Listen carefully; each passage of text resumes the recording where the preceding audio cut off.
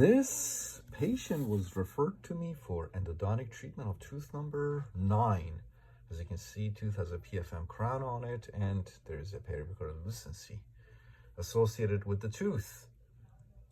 And also take a look here, and you can see a labial sinus tract also associated with tooth number 9. That's tooth number 9, PFM crown, and you can see a labial sinus tract associated with the tooth also. So we went over options with the patient, discussed root canal with guarded prognosis, with the possibility that if the root canal non-surgical endodontic treatment did not work, then apical would be the next option, the next treatment option or extraction, and also went over the alternative to the root canal, extracting the tooth. And patient said there was no way that she would extract the tooth. She wanted to have the root canal done, and then we would assess in a few months to make sure that the infection is gone. If the infection is not gone, then apical. So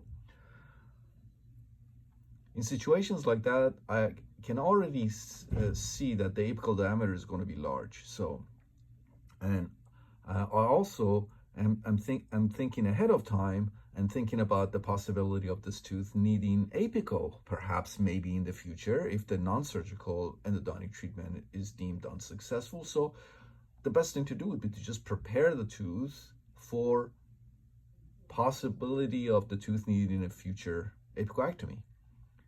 Also, the other thing is that when the apical diameter is large, I'd say 50 or more, then usually gutta-percha and sealer may not provide you with a good apical seal, but MTA will. And so MTA will give you a better apical seal, and also just in case if the tooth needs an apical in the future, it makes the apicoectomy procedure much faster because you don't need to retro prep and retrofill. It's already there. The MTA is already there. All right, so take a look here. Here's the post-op. As you can see, everything went beautifully. The apical diameter turned out to be 55, so I went ahead and placed MTA. This is all white MTA, followed by gutta-percha and sealer, and patient also wanted us to do the permanent buildup. So with patient's permission, we went ahead and placed the permanent buildup as well. We used composite. So etch, bond, and then composite.